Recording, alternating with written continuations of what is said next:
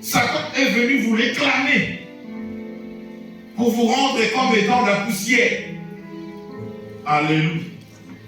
Afin que vous soyez comestibles. Parce que l'objectif du diable, la Bible nous dit comme un lion, mais il n'est pas un lion. Parce qu'un lion mange de la chair, mais Satan, comme un serpent, il mange de la poussière. C'est pourquoi pour te manger, il te réduit en poussière. Pour que tu sois comestible. Le diable ne peut pas manger un temple de Dieu comme toi et moi.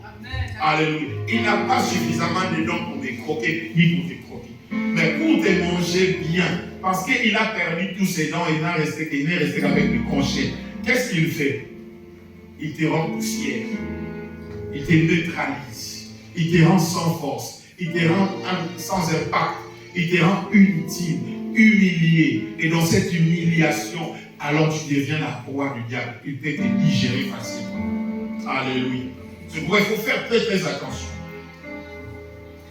Ne détruis pas les témoignages des gens. Ne détruis pas, ne rends pas poussière les gens que Dieu a créés à son image et à sa ressemblance. Quand tu me rends poussière, c'est-à-dire tu favorises à ce que les diables m'ingurgitent facilement et que je devienne l'aliment du diable. Amen, amen.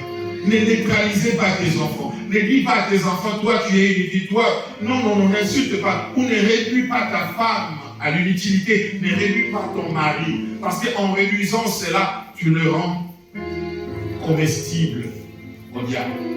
Alléluia.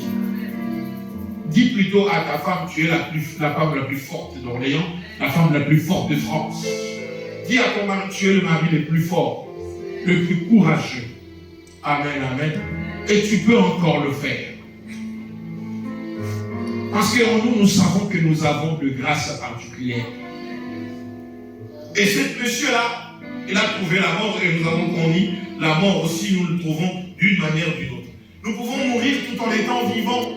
Lorsque nous ne produisons pas la mort, c'est une cessation d'activité. Je ne suis plus actif. Et quand je ne suis plus actif, je peux cesser d'être actif tout en étant physiquement. Je cesse d'être dans la vie. Je peux mourir. Dans ce que je fais dans un travail, je peux arrêter. Donc quelque part, je ne le ferai plus. Je suis mort physiquement. Je peux être mort mentalement. À cause de beaucoup de déceptions, je me bloque. Je suis mort. Amen, amen. Et quand je suis mort, mes bien-aimés, tout ce qui va se suivre serait mort. Un mort n'engendre que la mort. Parce que quand quelqu'un est mort, vous allez voir les choses de mort qui vont sortir. Premièrement, il va commencer à changer de couleur. Et il va commencer à courir. Et les gens commenceront à le détester et à fuir parce qu'il va commencer à sentir. On va aller l'emprisonner quelque part, bloqué pour que son odeur ne sorte pas. Et il deviendra une squelette que les gens ne reconnaîtront pas. Alléluia. Et beaucoup de processus sont comme ça. Lorsqu'on cesse l'activité qui te faisait gagner de l'argent, du point de vue corporel, tu verras que non, ces personnes étaient riches et maintenant, on sent la pauvreté en lui. Alléluia. Et après, il commencera à vendre ce qu'il a eu acheté.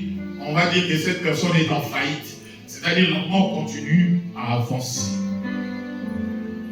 Beaucoup de gens sont morts. Et comme on est mort, on commence à contracter encore beaucoup plus de dettes. Et c'est ce qui va nous clouer. Et la Bible, mes bien-aimés, était très claire à cela. Cette personne qui avait laissé les dettes, et le créancier, son objectif, récupérer les enfants pour qu'ils deviennent des esclaves. Ce que notre papa n'a pas eu à faire, la charge revient aux enfants. Amen, amen. Frère aimé, ce que tu n'arriveras pas à faire aujourd'hui, c'est David qui cherchera à le faire demain. C'est-à-dire tu donneras un poids à David de faire d'abord ton travail, après de chercher à faire pour lui-même. Et comme il n'arrivera pas à le faire, parce que faire ton travail, c'est toi qui as la vision de ça, et pas lui. Alors tu vas lui demander de faire un travail qu'il n'a pas dans sa vision. Alléluia. parce qu'il n'est pas électricien. Tu vas lui dire d'aller encore là-bas, d'arranger. Il y a une seule personne qui a eu la capacité d'aller même dans les abîmes pour arranger les choses, c'est Jésus-Christ. Mais toi, tu ne peux pas faire devenir tes enfants comme étant des esclaves à cause de la dette. Alléluia. Dis-moi, si tu ne prépares pas la vie de tes enfants aujourd'hui, qu'est-ce qu'ils ont comme charge demain? De faire ce que papa n'a pas fait. Trouvons un endroit déjà pour nous amener parce que papa ne nous a pas laissé un endroit. Les gens à qui le papa a laissé les choses, et quand ils sont dans la complication, ces derniers temps, ils vendent. Amen, amen. Alors si votre papa n'a rien laissé, il faut te bagarrer. Et te bagarrer comme un esclave. L'esclave est celui qui fait la volonté de son maître et il n'a rien à dire. Du coup, tes enfants, devant les gens de leur âge, n'auront rien à dire. Parce que ces gens-là auront un pas d'avance. Parce qu'ils doivent d'abord chercher à manger, parce que le papa n'a pas les structures pour qu'il mange. Ils doivent chercher à s'habiller parce que la famille est pauvre.